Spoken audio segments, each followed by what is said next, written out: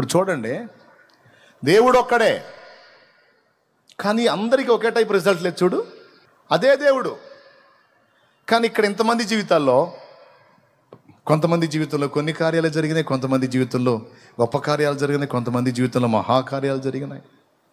దోషం ఎక్కడుంది? ఆయన దగ్గర ఉందా, మన దగ్గర ఉందా?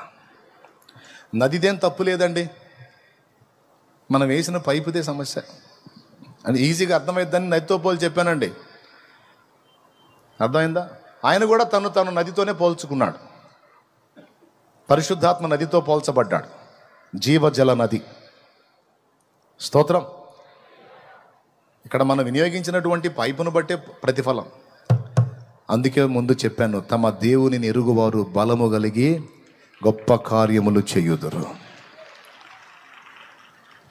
నీ దేవుడు అసమాన ధీరుడు, సర్వశక్తి గల దేవుడు, దేన్నైనా సాధించడానికి నీకు శక్తిని ఇవ్వగల దేవుడు.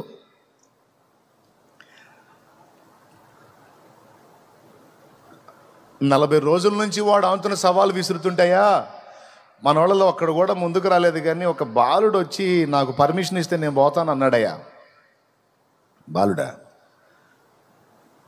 తీసారండి, వచ్చి నిలబడ్డాడు, గొర్రెలు కాసుకునే కర్ర చేతిలో పెట్టుకొని.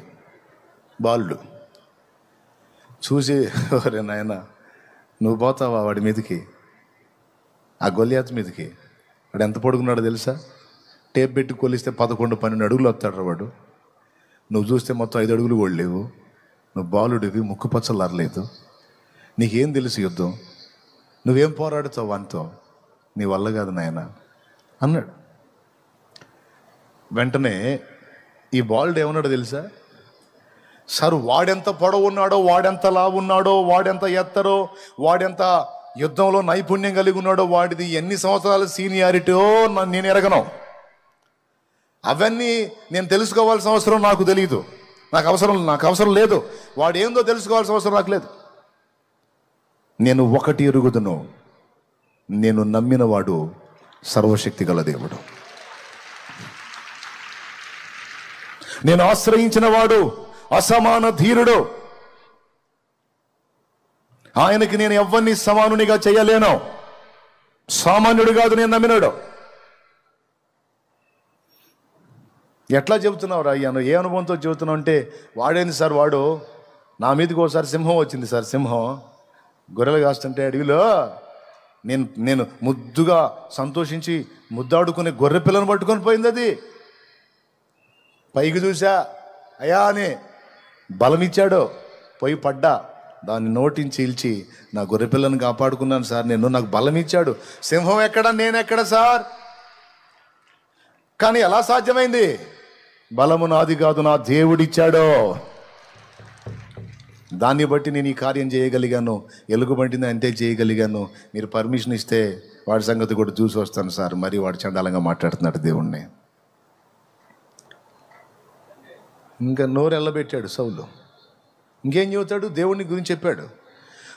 నువ్వు దేవుని భక్తుడు అయి ఉండి దేవుని బలాన్ని, దేవుని ఘనతని, దేవుని గొప్పని, దేవుని మహిమని ఎతకకుండా వరు వాడు మట్టి పురుగు, ఆ దేవుడు చేసిన ఒక బొమ్మ వాడు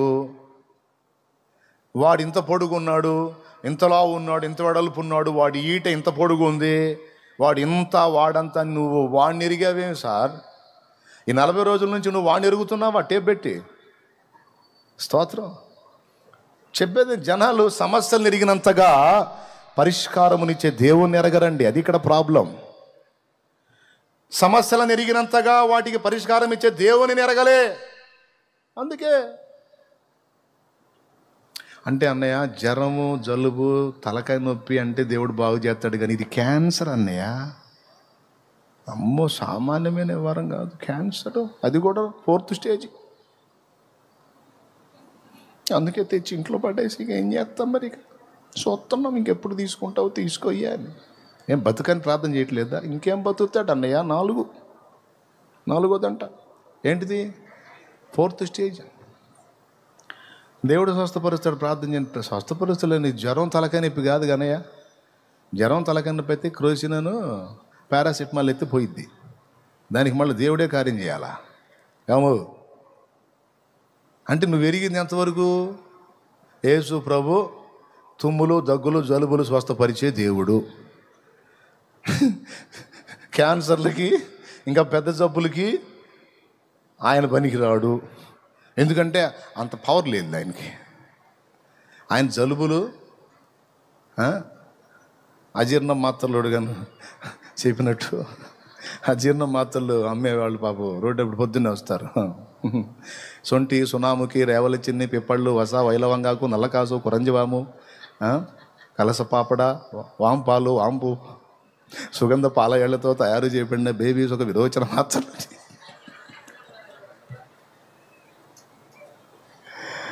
ఏమండి అందులో ఏమేమి వాడాడు చూస్తాడు మొత్తం. బండి వెళ్ళిపోతుంది, తొందర రండి, అజీర్ణ మాత్రలు. యేసు ప్రభుని ఏం ఎరుగున్నావు నాయన? జలుబులు కానీ, దగ్గులు కానీ, జ్వరాలు కానీ, తుమ్ములుగా ఏం ఎరుగున్నా యేసు ప్రభునే?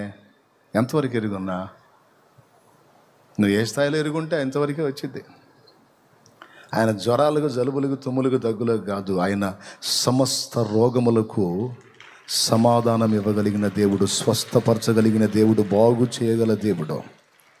కొన్ని పరిస్థితులనే డీల్ చేసే దేవుడు కాదు, ఆయన ఎలాంటి పరిస్థితిని కూడా డీల్ చేయగల దేవుడు. సో నంబర్ 1 ఏమి ఎరిగి ఉండాలో? పాయింట్ నంబర్ 1, ఆయన శక్తిని ఎరిగి ఉండాలి. ఆయన శక్తిని ఎరిగి ఉండాలండి. నువ్వెంతో ప్రేమించే నీ ఆత్మీయులు నిద్రించారా? మృతి నొందారా? గుర్తుపెట్టుకో, ఒక మాట చెప్తున్నాను. ఒకవేళ నీ వాళ్ళను కోల్పోయిన నీ వాళ్ళని కోల్పోయినందుకు నీ గుండె వేదనతో అల్లాడిపోతుంటుంది, మమతను బట్టి, మమకారాన్ని బట్టి. ఈ కూటాలకి ప్రకటించిన తర్వాత ఒక ఫ్యామిలీ దూర ప్రాంతం నుంచి రెడీ అవుతున్నారట ఇక్కడికి రావడానికి కూటాలకి. అంతా రెడీ అయ్యి ఇంటి నుంచి బయటికి వచ్చారట.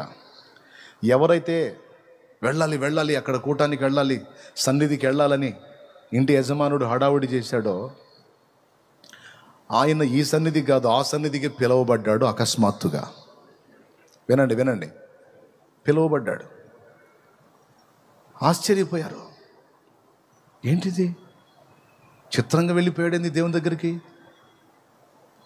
ఇప్పుడు ఏం చేయాలి? ఇక్కడికి రావాలని తొందర పెట్టింది ఆయన, హడావుడి చేసింది ఆయన. తీరా బయలుదేరినప్పుడే వెళ్ళిపోయాడు. వాళ్ళు ఏం చేశారు తెలుసా? ఫ్యామిలీ ఆయన కార్యక్రమాన్ని ఆయనకి చేసి ఈ సన్నిధికి రావాలని తప్పించాడు. దేవుడు డైరెక్ట్గా ఆ సన్నిధికి తీసుకున్నాడు. ఆయనకు సమయం వచ్చింది, ఆయన ఆ సన్నిధికి వెళ్ళిపోయాడు. మళ్ళా సమయం వచ్చింది, అక్కడి నుండి తిరిగి వస్తాడు. ఆయనే తీసుకొని వస్తాడు. ఎవరైతే పిలిచాడో ఆయనే తీసుకొని వస్తాడు. కానీ మనల్ని అందరినీ త్వర పెట్టాడు కదా సన్నిధికి పోవాలని, కాబట్టి మనం వెళ్ళిపోదాం కోటాలకని ఆయన కార్యక్రమాన్ని అలా ముగించి ఇలాగ బండికి వచ్చేసారండి. ఇక్కడే ఉన్నారు వాళ్ళు. నాకు మైండ్ పోయింది ఆ విషయం చెప్తే. ఎంత కాన్ఫిడెన్స్, దేవుని వాక్యం పట్ల ఎంత నమ్మిక. కోల్పోయినటువంటి తమ ఇంటి పెద్దని సామాన్యంగా మర్చిపోలేరు. కానీ దైవ వాక్యం పట్ల వారికి ఉన్న విశ్వాసం ఎంత గొప్పదంటే, ఎక్కడికి పోయాడు? యాడికి పోయాడు? నరకానికి ఏమన్నా పోయాడా? పాతాళానికి పోయాడా? పరిశుద్ధుల విశ్రమ స్థానమైన పరదైసుకు వెళ్ళాడు. ఇంకా కొద్ది కాలంలో 2వ రాకడ జరగబోతుంది. అప్పుడు ప్రభువునందుండి నిద్రించిన వారిని అందరినీ ప్రభు ఆయనతో కూడా వెంట పెట్టుకొని వస్తాడు అనే వాగ్దానం ఉంది కదా. వస్తాడు కదా.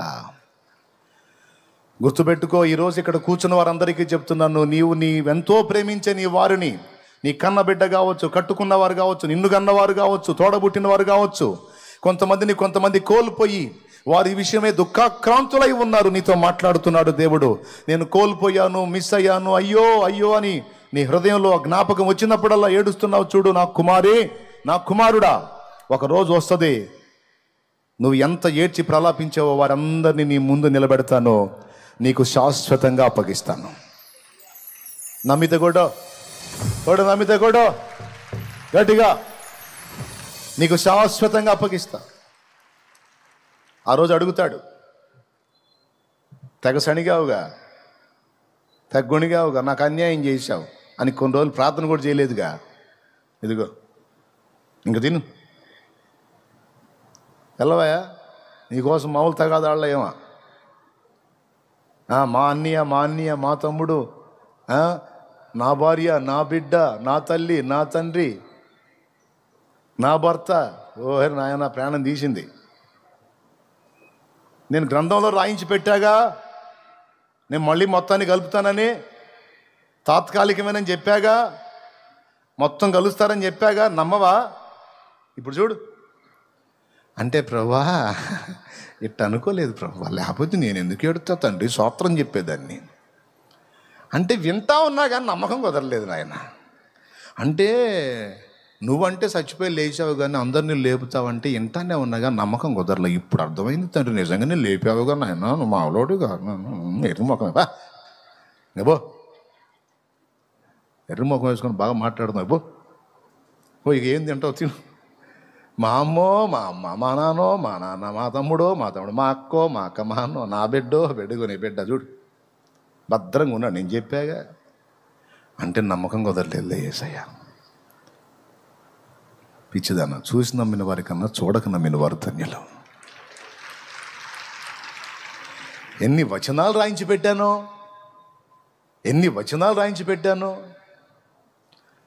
తెలియదన్న శక్తి.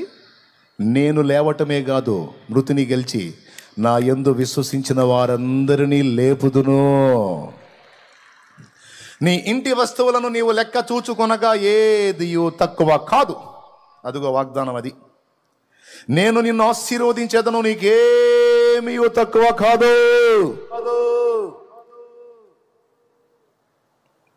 నేను సర్వశక్తి గల దేవుడు. నా శక్తిని అంచనా వేసే విషయంలో బోల్తా పడుతున్నావు నువ్వు. కొండలకే దేవుడిని అనుకుంటున్నావు, లోయలకు కూడా దేవుడిని అర్థం కావట్లా నీకు. కొండలలో, లోయలలో, అడవులలో, ఎడారులలో, కొండలలో, లోయలలో, అడవులలో, ఎడారులలో నన్ను గమనించినావా, నన్ను నడిపించినావా, నన్ను గమనించినావా, నన్ను నడిపించినావా. యేసయ్యా పాడు, యేసయ్యా, యేసయ్యా, యేసయ్యా. నిన్నే నే కొలుతునయ్యా, నీవే నా రాజువయ్యా. యేసయ్యా, యేసయ్యా, యేసయ్యా, యేసయ్యా, యేసయ్యా, యేసయ్యా, యేసయ్యా, యేసయ్యా. నిన్నే కొలుతునయ్యా, నీవే నా రాజువయ్యా. కొండలకే దేవుడా, లోయల్లో శక్తి లేదా? లోయల్లో కూడా దేవుడే. కొండ మీద ఆయన బలం పనిచేసిద్ది, లోయలో కూడా ఆయన బలం పనిచేసిద్ది. బిడ్డలారా, ఎంతమందికి తేటగా అర్థమవుతుంది? రాత్రే చెప్పాను, ఏదైనా క్లారిటీ ఉండాలి మ్యాటర్లో అని. స్పష్టంగానే అర్థమవుతుందా లేకపోతే ఏదో అంటారా? నిజంగా అర్థమైతే 2 చేతులు ఎత్తి స్తోత్రం చెప్పండి. మరి ఇంత స్పష్టంగా చెబితే కూడా అర్థం కాకపోతే ఇక మెంటల్ హాస్పిటల్లో చూపించుకోవాలా? చెప్పండి, ఇప్పుడు దేవుడిని ఎట్లా ఎరుగుదురు? మీరు ఎట్లా ఎరుగుదురు? రాత్రి చెప్పాడుగా సాల్మోన్ అన్న, ఎక్కడికి ఏం చేస్తాడు? పెంకుల్లోంచి ఎత్తాడైంది, వేసాడుగా. మరి కిరాణా సామాను కాదు, కిరాణా కొట్టు షాపు ఓనర్నే తీసుకొచ్చి పెట్టి మొత్తం స్టోర్ మొత్తం తెచ్చి ఇంట్లో పెట్టాడు ఆయన. ప్రార్థన, ఆయన శక్తి నీవు ఎరిగినట్లయితే ప్రతి దానికి మోకాళ్ళ మీదకి వెళ్తావు. నువ్వు మోకాళ్ళ మీదకి వెళ్ళి ఆయన శక్తిని ఆశ్రయిస్తూ ఉంటావు. కానీ ఈరోజు మన పరిస్థితి చూడు, బిల్డప్ ఏమో భక్తులు, శక్తిని ఆశ్రయించేది లేదు, ఏమీ లేదు. నేను కాదండి, అంత్య దినాలు ఎట్టనే ఉంటారని తిమోతికి రాశాడు పౌలు. 2 తిమోతి 3:5 పైకి భక్తి గల వారి వలె ఉండి దాని శక్తిని ఆశ్రయించిన వారు నయ్యుందురు. సేవకులైన, విశ్వాసులైన, పరిచారకులైన ఎవరైనా శక్తిహీనులు. ఎందుకు శక్తిహీనులు? దేవుడు బలవంతుడు, మరి మీరెందుకు శక్తిహీనులు? ఆయన ఆశ్రయించినందున, ఆయనను అడగనందున. ఆయన అన్నీ క్లియర్గా చెప్పాడండి, మనకే మైండ్ పనిచేయదు. ఇప్పుడు నాకు తెలిసి ఆయన ఏందో నాకు కొంత అర్థమయ్యాడు. ఆయన ఏది, తన శక్తి విషయంలో నాకు ఒక అంచనా ఉంది. ఆ అంచనాను బట్టి నేను ప్రతిదానికి నేను నేర్చుకున్నది ఏంటంటే, మోకాళ్ళ మీదకి వెళ్ళి ఆయన మీద ఆధారపడటం, ఏ పనికి పూనుకున్న ముందు ఆయన సన్నిధిని వెతుక్కోవటం. ఇప్పుడు ఇక్కడ ప్రసంగం చేయాలి, నా జ్ఞానం ఉందిలే, ఒక వచనం తీసుకొని చెప్పేస్తానని దాని మీద ఆధారపడి రావచ్చు. కానీ నాకు తెలుసు, నా జ్ఞానం మీద ఆధారపడి ఇక్కడికి వచ్చి ఓవర్ యాక్షన్ చేస్తే అంత బుస్ అయిద్దని నాకు తెలుసు. అట్లా చాలాసార్లు నాకు పాఠం నేర్పాడు. ఓహర్ నాయన, ఏ పాట అయినా అలాగే అలవోకగా అలాగా అని ఊదేను అని ఎచ్చులు పడి వచ్చా ఇంటికాడ నుంచి. కొన్నిసార్లు స్టేజీల మీద అక్కడక్కడ కరెక్ట్గా బలిపీఠం ఎక్కి పాట మొదలు పెట్టగానే అనిపోయింది. యారా మంచి గాయకుడి కదరా, పాడు. అర్థమైంది, బాయే, ఏం బాయే. అప్పటి నుంచి ఎంత గాయకుడినైనా నా గానాల మీద నాకు నమ్మకం లేదు, నా ఉపదేశాల మీద, నా తెలివి మీద నాకు కాదు. పోయి మోకాళ్ళు, అయ్యా నువ్వు చేస్తే కార్యం, పాట అయినా, మాట అయినా, పుస్తకమైనా, ఎందులోైనా జీవం నువ్వు నింపితే అది ప్రజల్ని తాగుతుంది, బ్రతుకులు బాగుపడతాయి, హృదయాలు మారిపోతాయి. తండ్రి నువ్వు కదులు, నువ్వు కార్యం చేయి. ప్రార్థన చేత తడపబడని ప్రసంగాలు నిస్తేజమై, నిర్వీర్యమై, అవి ఎందుకు కొరగానివై ఉంటాయి. వినేవాడికి కాసేపు టైంపాస్ అవుతుందేమో కానీ ఎలాంటి ప్రభావాన్ని కలిగి ఉండవు. అవి వాక్చాతుర్యంతో కూడినవి. వాక్చాతుర్యాలు ఆత్మల్ని కదిలించలేవు. వాక్చాతుర్యం కాదు, వాక్శక్తి కావాలి. వాక్శక్తి కావాలంటే ఆ శక్తిని దేవుడే ఆ వాక్కులో నింపాలంటే దేవుణ్ణి ఆశ్రయించాలి. కాబట్టి ప్రియులారా, శక్తిని ఎరిగిన వాడు ఏం చేస్తాడు? ఎంత పనికైనా సరే చాలినవాడు దేవుడు. ఆయన శక్తి నాకు తెలుసు అన్నాడు. అరణ్య యాత్రలోన నా దాగు చోటు నీవే, నా నీటి ఊట నీవే అనుకుంటా ఆయన మీద ఆనుకోవటానికి పోతాడు. ఆ పని చేయకుండా బైబిల్ తీసుకొని మనం ఒట్టిగా తిరిగితే ప్రయోజనం ఏముంది? అది కాబట్టి ప్రియులారా, దేవుని శక్తిని ఎరిగి ఉండాలండి. మీరు ఎలా ఎరుగుంటారో అంతే దొరికింది మీకు. దేవుడు బలవంతుడే, కానీ ఆయన ఏ పరిధిలో నువ్వు ఎరిగి ఉంటావో, ఏ అంచనాలతో ఆయన విషయంలో ఉంటావో అంతే లభించింది. సముద్రము ఆయన కాళ్ళ కింద ఉంది, నీళ్ల మీద నడుస్తున్నాడు. అబ్బా నా దేవుడు, నా ప్రభువా, నేను కూడా నడుస్తా అన్నాడు. నడువయ్యా అన్నాడు, నడిచాడు. కొంచెం నడిచిన తర్వాత అలా గాలి అలం లేపినప్పుడు భయమ్మో ఇంతలో గాలి వస్తుంది అన్నాడు. ఇప్పుడు ప్రభు కంటే గాలి గొప్పది అనుకున్నాడు, టాపీమని మునిగిపోయాడు. మునిగిపోయేటప్పుడు ఇప్పుడు గాలో అనలా, ప్రభువా చేయిచ్చి లేపాడు. అల్ప విశ్వాసి, ఎందుకు సందేహపడ్డు? ఇంతవరకు నడిపించిన నా శక్తి నన్ను చేరిన దాకా నడిపించదని ఎందుకు అనుకున్నావు? నీ విశ్వాసమే నిన్ను నీట నడిపించింది, నీ అల్ప విశ్వాసమే నిన్ను నీట ముంచింది. నా దగ్గర శక్తిహీనత లేదు నా కుమారుడా. నీవు నన్ను ఎలా ఎరిగి ఉన్నావో అలానే రిజల్ట్ ఉంటుంది. లోపం ఏదైనా ఉంటే నీలో ఉంటుంది, నాలో లేదు. ఈ మధ్యాహ్నం వేళ ఈ చివరి కూటంలో మీ అందరికీ ప్రేమతో తెలియజేస్తున్నాను. ఒకసారి ఆలోచించండి, పరిశీలించండి. దేవుణ్ణి ఎలా ఎరుగున్నారు? కొన్నిటికే దేవుడా? సజీవులకే దేవుడా? మృతులకు దేవుడు కాదా? ఆయన మృతులకు కూడా సజీవులకు దేవుడు, లోయలలో దేవుడు, కొండలలో జ్వరము, జగ్గు, జలుబు వీటికి కాదు. మానవ జాతిని పీడిస్తున్న సకల బలహీనతలకు ఆయన దేవుడే. ప్రతి వ్యాధిని అనుంది లేఖనంలో, ప్రతి వ్యాధిని ఆయన స్వస్థపరచగలడు. ప్రతి వ్యాధిని, ప్రతి విధమైన వ్యాధిని ఆయన స్వస్థపరచుచూ సంచరించెను. కొంతమంది వస్తారు, గట్టి ప్రయోగం జరిగింది అన్నయ్య నా మీద. ఏం ప్రయోగం? గట్టి ప్రయోగం జరిగిందంట. మంచి పనోడు అంట, మామూలు మాంత్రికుడు కాదంట, బ్లాక్ మ్యాజిక్ అంట, టాటా మ్యాజిక్ లాగా బ్లాక్ మ్యాజిక్. అస్సలు ఏం చేశారు నా మీద? చేస్తే మరి నీకు తోడై ఉన్నాడు అంటే అదేందో ఏదో శక్తి అంట అన్నయ్య. ఆ శక్తిని వదిలాడంట అసలు నా మీదకి. అంటే నాకు ఎందుకు చెబుతున్నాడు తెలుసా? ఆ శక్తి యేసుప్రభుని మించిన శక్తి అని నేను కూడా వాయమ్మ అంతలా శక్తి, అట్టయితే కట్టమే అని నేను అనాలని. నేనంటే నిజంగా పోతాడు అడ్రస్ లేకుండా. లేఖనం ఏం చెప్తుంది? లేఖనం ఏం చెప్తుంది? సమస్త శక్తుల మీద అధికారము గలవాడాయన అని రాస్తుంది.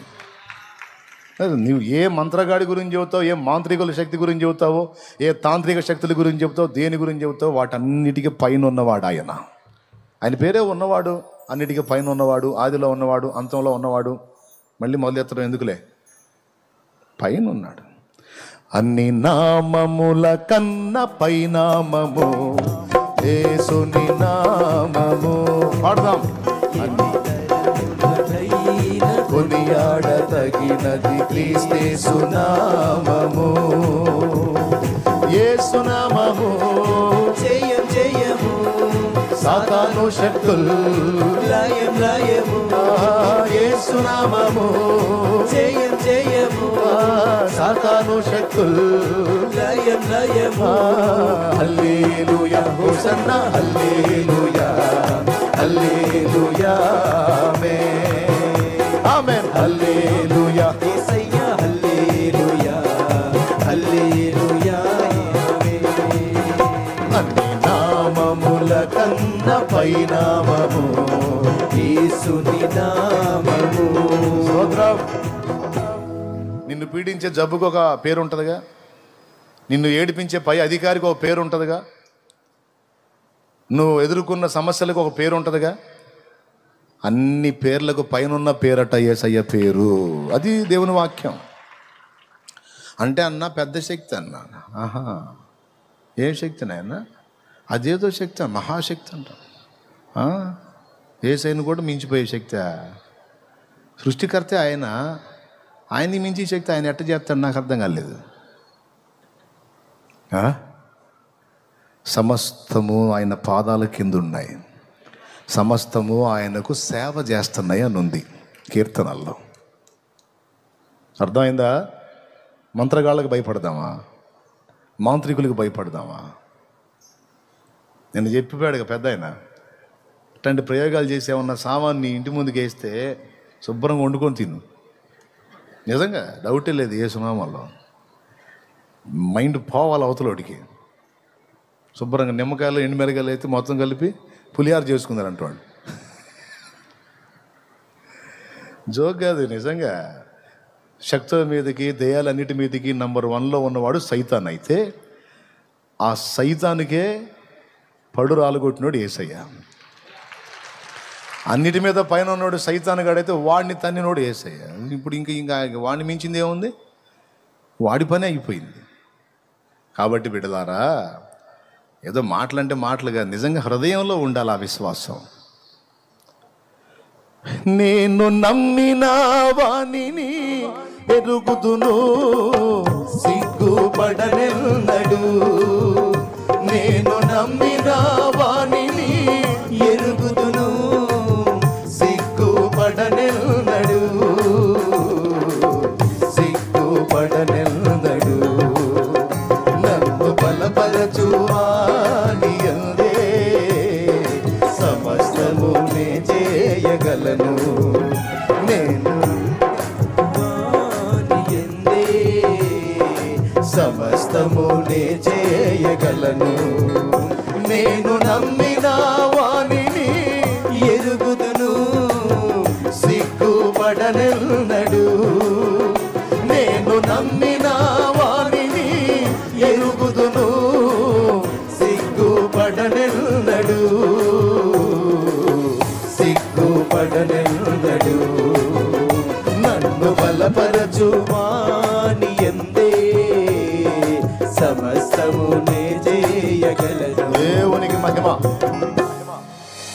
దేవుడిని ఎరిగి ఆయన కార్యాలను ఎరిగిన వాడు ఎన్ని అవమానాలు ఎదురైనా సిగ్గుపడడం, ఎదురయ్యే అవమానాలను బట్టి ఎంజాయ్ చేస్తాడు.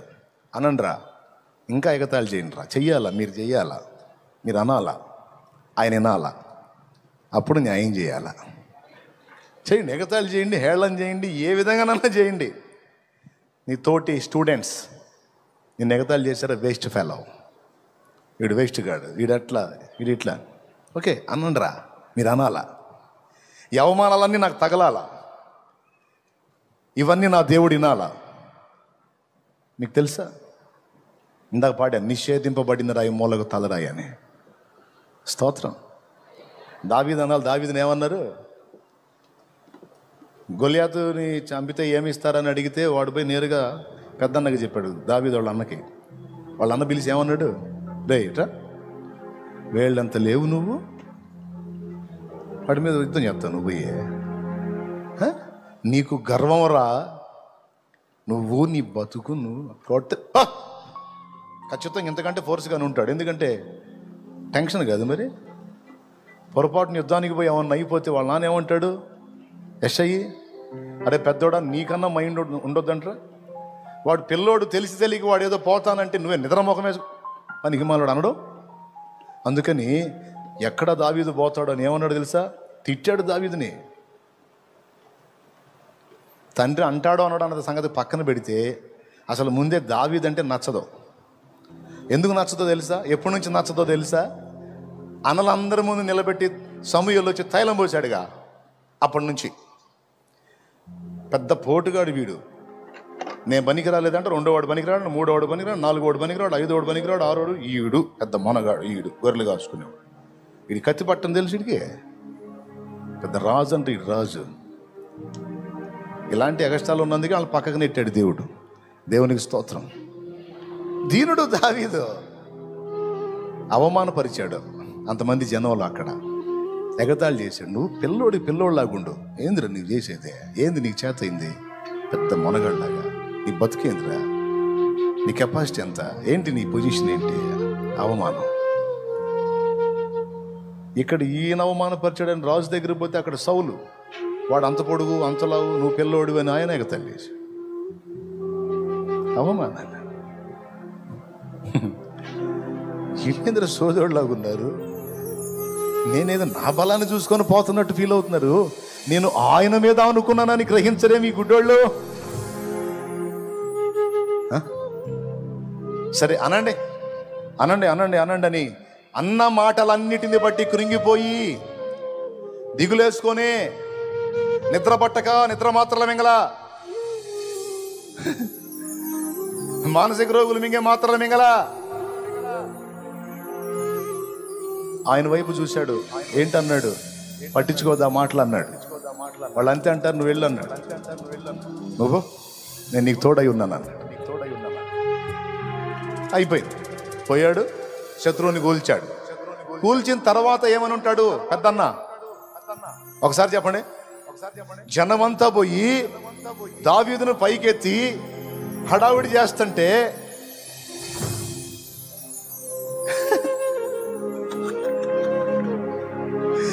పోయావు పరిగెత్తుకుంటూ పోయి, ఎవరు అబ్బాయి వాడు, ఎవరు పిల్లవాడు వాడు, అంత పని చేశాడు వాడు, వేళ్ళు అంత లేడు, నాయన ఏంటిది, ఎవరు అబ్బాయి అంటే పోతా ఎవడనంటే ఏంటంటే ఎవరు అబ్బాయి వాడు అంటే మా తమ్ముడు,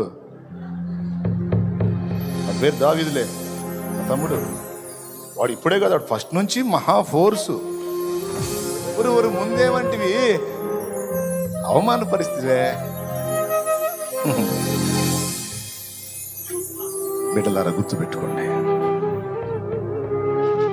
అవమానపరిచేవాడు అవమానపరుస్తున్నాడు, కృంగిపోతున్నావా? అనుకున్న కార్యం జరగలేదని దిగులు పడిపోయావా? ఎటుపోయినా చేత్కారాలు తిరస్కారాలే. ఎంతకాలం ఈ బతుకు అనుకుంటున్నావా?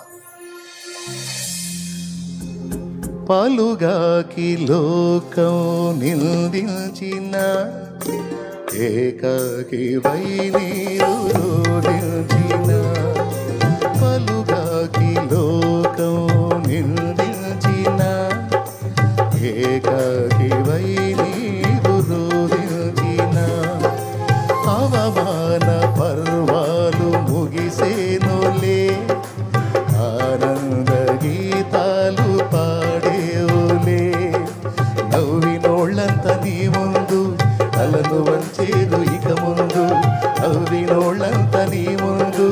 తలను వంచేరు ఇక ముందు.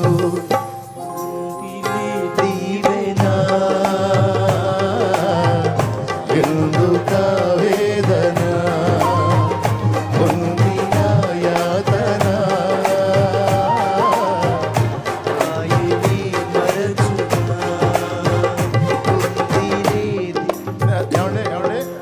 ఈ పొగడ్తలన్నీ వస్తున్నప్పుడు దావీదు ఎలా ఫీల్ అయి ఉంటాడు? దావీదు మనసు నాకు కొంచెం గ్రహింపు ఉంది. దావీదు ఎలా ఫీల్ అయి ఉంటాడో తెలుసా? వాడు శత్రువు కూలిపోయినప్పుడు ప్రజలంతా వచ్చి దావీదుని పైకెత్తినప్పుడు, దావీదు అన్నలు వచ్చి దావీదుని పొగిడి పొగిడి మాట్లాడుతున్నప్పుడు విర్రవీగి చూసుండడు, ఆకాశం వైపు చూసుకుంటాడు.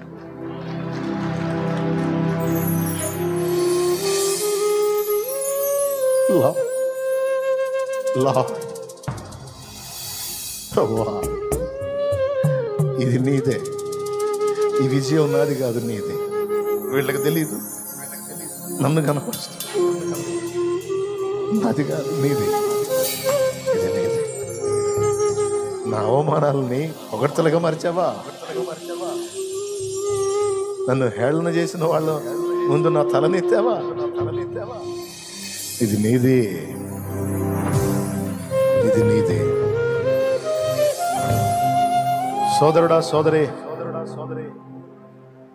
వేస్ట్ గాడివిరా నువ్వు అనిపించుకొని ఉండొచ్చు. పనికి మాలిందన్న ఎంతో మంది చేస్తున్నా, నువ్వు చావట్లేదు అనిపించుకొని ఉండొచ్చు. ఎందుకే నీ బతుకు, చావే అనిపించుకోవచ్చు, అనిపించుకొని ఉండొచ్చు. అది తలుచుకొని కొన్నిసార్లు నువ్వు ఏడుస్తుండొచ్చు పర్సనల్గా కూర్చొని.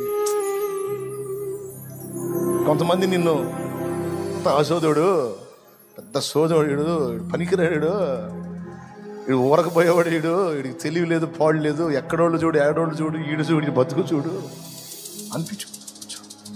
ఆ మాటలు గుర్తు చేసుకొని ఎవరు అర్థం చేసుకోవట్లేదు, తల ఓ మాట పొడుస్తున్నారు, ఏంద్రా ఈ మాటలతో చంపుతున్నారు నన్ను. ఏడుస్తుండొచ్చు, ఏడ్చుండొచ్చు. కానీ ఒక్క మాట చెప్పని, నన్ను ఈ మాటలన్నీ నీ గుండెల్లో ఉన్న వేదనంతా నా తండ్రి చూస్తున్నాడు. ఆయన దీనుల దేవుడు, ఆయన దీనుల దేవుడు. గుర్తుపెట్టుకో తమ్ముడు, చెప్తున్నా ఈరోజు ఇంతమంది సమూహానికి చెప్తున్నా, ఎవరు ఎలాంటి అనుభవాల్లో కృంగిపోయి, కుమిలిపోయి, నలిగిపోయి, విసిగిపోయి ఉన్నారో. కొంతమంది అయితే ఈ మాటల గాయాలకి చచ్చిపోతే బాగుండని ఆత్మహత్య ఆలోచన చేయబోయిన వాళ్ళు కూడా ఉన్నారు, ప్రయత్నించిన వాళ్ళు కూడా ఉన్నారు. ఒక్క మాట చెప్పనివ్వండి, ప్రాణం తీసుకుంటావు ఏం ఒరిగితే, చచ్చిపోతావు ఏం ఒరిగితే, లేకపోతే వాళ్ళ మీద తిరుగుబాటు చేసి వాళ్ళు తిరిగి తిడతావు ఏం ఒరిగితే, ఏం కలత చెందద్దు. మౌనంగా ఆయన వైపు చూడు, ఆయన వైపే చూడు. ఆయన నిన్ను పైకెత్తిందాకా, ఆయన నిన్ను ఎత్తి పట్టిందాకా అట్లా ఓపికగా దీనుడు వై కాచుకో. అనే మాటలన్నీ అననే, విను విను విను విను విను విను, స్తోత్రం చెప్పు, స్తోత్రం చెప్పు, స్తోత్రం చెప్పు. ఆయన నిన్ను పైకెత్తిన నాడు ఆ నోళ్ళన్నీ, అన్న నోళ్ళన్నీ అలాగా ఆశ్చర్యపోతాయి, నోళ్ళు ఎల్లబెడతాయి. మీరు వేస్ట్ గాడు అనుకున్నావు, ఏందిరా ఇంత పొజిషన్లోకి వెళ్ళాడు, మీరు ఒట్టోడు అనుకున్నావు, ఏందిరా వీడు ఇంత ఘనకార్యాన్ని సాధించాడని. దేవుడిని ఎడల చూపేటువంటి కార్యాలను బట్టి వాళ్ళ నోళ్ళు మూతబడతాయి, వాళ్ళ తలలు దించుతాయి. ఎంతమందికి విశ్వాసం ఉంది? కహాని చెబుతున్నానా? భక్తులు అలా చేయలేదన్నా తండ్రి. విరిగి నలిగిన హృదయము గలవారికి యెహోవా ఆసన్నుడు. అలాంటి హృదయం దావీదు కలిగి ఉన్నాడు, యోసేపు కలిగి ఉన్నాడు. దేవుడు వారిని ఎత్తిపట్టాడు. ఈరోజు ఆయన బిడ్డగా, నా కుమారి కుమారుడా, నా తల్లి తండ్రి, అక్క చెల్లి తమ్ముడు అన్న, ఎలాంటి చేదైన అనుభవాల్లో ఉన్నావు, డోంట్ వరీ, డోంట్ వరీ అనేవాళ్ళని అననే, కృంగిపోవాక. నీ పిల్లలు తిడుతున్నారా? నీ దీన స్థితిని బట్టి నువ్వు శుభకార్యాలకు వెళ్ళిన దగ్గర అవమానపరుస్తున్నారా?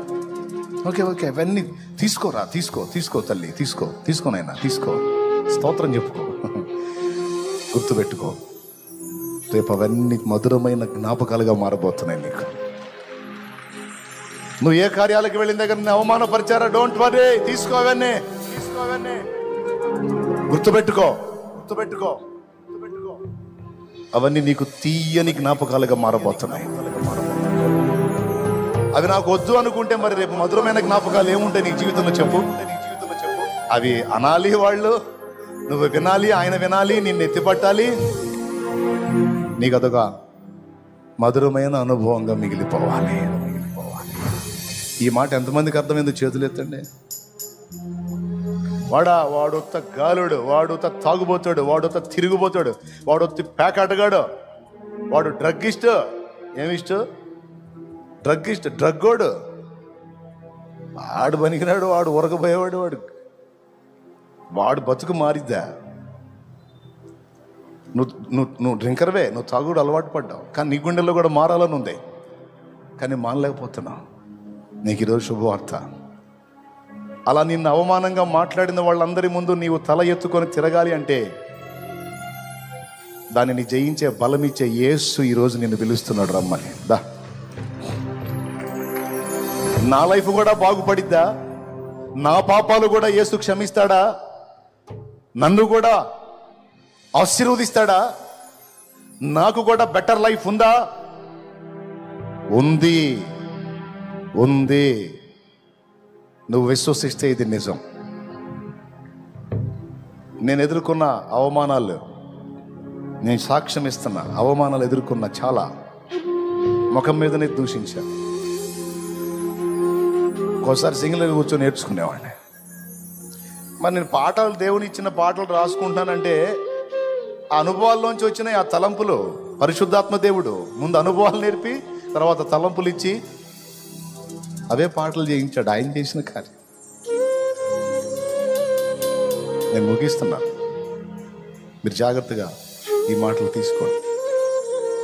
నేను ఫేస్ చేశాను అనుభవాలు, కానీ ఈరోజు దేవుని కృతజ్ఞతలు చెప్పుకుంటా ఉన్నాను. దేవునికి మహిమ కలుగును గాక. హల్లెలూయా. నా జీవితానికి మార్పు ఉంటుందా? నా బ్రతుకు కూడా బాగుపడిద్దా? తప్పకుండా బాగుపడిద్ది. బాగు చేసేవాడు ఆయన ఉన్నాడు. నా టోటల్ ఫ్యామిలీకి చెప్పాను, డోంట్ వరీ, వాళ్ళు అలా అన్నారు, వీళ్ళు ఇలా అన్నారని కృంగిపోతున్నారా, నిరాశపడుతున్నారా? మనకి దేవుడు లేడా? ఆయన వినట్లేదా? బాధపడకండి. ఈ మాటలన్నీ గుర్తుపెట్టుకోండి, అన్ని రివర్స్ అయితే చూడండి. చెప్తూ వచ్చా, ఫ్యామిలీకి చెప్తూ వచ్చాను. ఈరోజు అవి చూస్తున్నప్పుడు వాళ్ళు కన్నీళ్లతో దేవుని వైపు చూడటం తప్ప ఇంకేం చేసేది లేదు. ప్రియమైన బిడ్డలారా, మీ అనుభవాలు అలా మారుతాయి. నా దేవుడు చేస్తాడు. అన్ని ఉన్నోళ్ళని దగ్గరకు తీసుకొని ఏమీ లేదని నిన్ను నెట్టారా?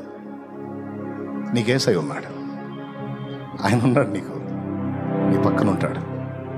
వాళ్ళు కాదు, వాళ్ళ తాతలు పరిగెత్తుతారు నీ దగ్గరికి. Don't worry. ఈ చివరి కూటంలో ఈ వాగ్దానాలు తీసుకో, నువ్వు విశ్వాసంతో తీసుకో. ఇవన్నీ శరీర సంబంధమైన అనుకోవద్దు. ఆత్మ సంబంధంగా ఉన్నాయి కొన్ని గాయాలు, శరీర సంబంధంగా ఉన్నాయి కొన్ని గాయాలు. అన్నీ కట్టి చెదరిన గుండెల్ని ఆదరించేవాడు నా దేవుడని సాక్ష్యం ఇస్తున్నాను. అయితే ఒక్కటి షరతు, నీవు దేవుణ్ణి ఆశ్రయించు, దేవుని వైపే చూడు, నా యేసయ్య వైపే చూడు. ఆయన చెప్పిన మాట విను, ఆయన్ని తెలుసుకో, ఆయన్ని కలుసుకో, ఆయన చెప్పిన మాటలకు లోబడు, బాగుపడతాం. దేవుని శక్తిని మనం ఎరిగి ఉండాలి. దేవుడు ఎంత జ్ఞానవంతుడో మనం ఎరిగి ఉండాలి. నీవు బాగు చేసుకోలేని ఎన్నో సమస్యలను ఆయన బాగు చేయగలడు. ఆయన జ్ఞానవంతుడు. ఆయన ప్రేమ ఏంతో నీవు ఎరిగి ఉండాలి. నీకోసం తన ప్రాణాన్నే పణంగా పెట్టినోడు నిన్ను అలా వదిలేస్తాడా? నా ధైర్యం అదే. నన్ను పిచ్చిగా ప్రేమించి నా కోసం ప్రాణం పెట్టినోడు అవమానాలకు నన్ను అప్పగించాడు అంటే గొప్ప ఆశీర్వాదం ఏదో నాకు ఇవ్వబోతున్నాడని నాకు తెలుసు. ఎందుకంటే ఆయన నన్ను ప్రేమిస్తున్నాడు. చాలా ఇష్టం నేనంటే యేసయ్యకి. నువ్వు చెప్పగలవా? ఎంతమంది చెబుతారు అంత కాన్ఫిడెన్స్తో? చెప్పండి, చెప్పు. నేనంటే యేసయ్యకి చాలా ఇష్టం. చెప్పు, గట్టి చెప్పు. నిజమేనా? ఎట్ట చెబుతున్నావు తెలుసా? నేనంటే చాలా ఇష్టం. పూర్తి నిశ్చయితం. నిజం చెప్పండి, నిజం చెప్పండి. నమ్ముతున్నావా? ఆయన నీ కోసం ప్రాణం పెట్టాడు. ఒకడు అన్నాడట, పద్దాకలు నీ కోసం పెట్టాడు, నీ కోసం ప్రాణం పెట్టాడు అంటావు ఏంది? వీళ్ళందరి కోసం పెట్టలేదా? నా ఒక్కడి కోసం పెట్టాడు అన్నాడట. అప్పుడు దైవజనుడు అన్నాడట, ఎవరు బాబా, వాళ్ళందరూ కాదు, లోకంలో ఉన్న వాళ్ళందరూ నీతిమంతులై నువ్వు ఒక్కడవే పాపివై ఉంటే నీ ఒక్కడి కోసం కూడా ఆయన భూమి మీదకి వచ్చి సిలువను ఎక్కుతాడు రా. అది యేసయ్య ప్రేమ, అదిరా యేసయ్య ప్రేమ. దేవునికి స్తోత్రం. మొన్న ఒక దైవజనుడు అంటున్నాడు, భలే మాట, ముత్యం లాంటి మాట అన్నాడు. తృప్తి కలిగింది నాకు. కొంతమంది మనుషులు మనమేందో తెలియక మనల్ని ప్రేమిస్తారట. కొంతమంది మనుషులు మనమేందో తెలియక మనల్ని ద్వేషిస్తారట. మనమేందో తెలిసినప్పుడు భలే మాట. కొంతమంది మనమేందో తెలియక ప్రేమిస్తారట. మనమేందో తెలిస్తే ప్రేమించరు. కొంతమంది మనమేందో తెలియక ద్వేషిస్తారట. ఆ ద్వేషించే వాళ్ళకి మనమేందో అర్థమైతే వాళ్ళ అభిప్రాయాన్ని మార్చుకుంటారు. కానీ యేసయ్యకు మనమేందో పూర్తిగా తెలిసి కూడా మనల్ని ప్రేమించాడు. మనమెంత బలహీనులమో, మనమెంత చంచల మనసు గలవారమో, అస్థిరలమో ఎరిగి ఉండి కూడా ఆయన మన కోసం ప్రాణం పెట్టడానికి ఇష్టపడ్డాడు. భలే అనిపించింది నాకు ఆ మాట. తెలియక కొంతమంది ప్రేమిస్తారు, కానీ మన బలహీనమని తెలిసి కూడా యేసు మనల్ని ప్రేమించాడు. ఇంత ప్రేమించే దేవుడు నీకు తోడై ఉంటే నిన్ను వదిలిపెడతాడా? పిచ్చిదానా? అయ్యా, నిన్ను వదిలిపెడతాడా? వదలడు. ఒక్కటి చేయనా? నీకు ఏ వేదన కలిగినా మోకాళ్ళు వేసి ఆయన పాదాల దగ్గరికి వెళ్ళి అక్కడ ఏడు. మనుషుల ముందు ఏడవద్దా, మనుషుల ముందు విషన్నంగా తిరగొద్దా, సంతోషంగా తిరుగు, ఆనందంగా తిరుగు, ఆయనను బట్టి ధైర్యం తెచ్చుకొని గంభీరంగా తిరుగు. నీకు ఏ గాయమైనా వెళ్ళి మోకాళ్ళు వేసి ఆయన ఆయన ఆయన ఆయన కాళ్ళ దగ్గర కన్నీళ్ళు కావచ్చు. అన్ని జ్ఞాపకార్థంగా చేరతాయి. నా తండ్రి తప్పకుండా నీకు సమాధానం ఇస్తాడు.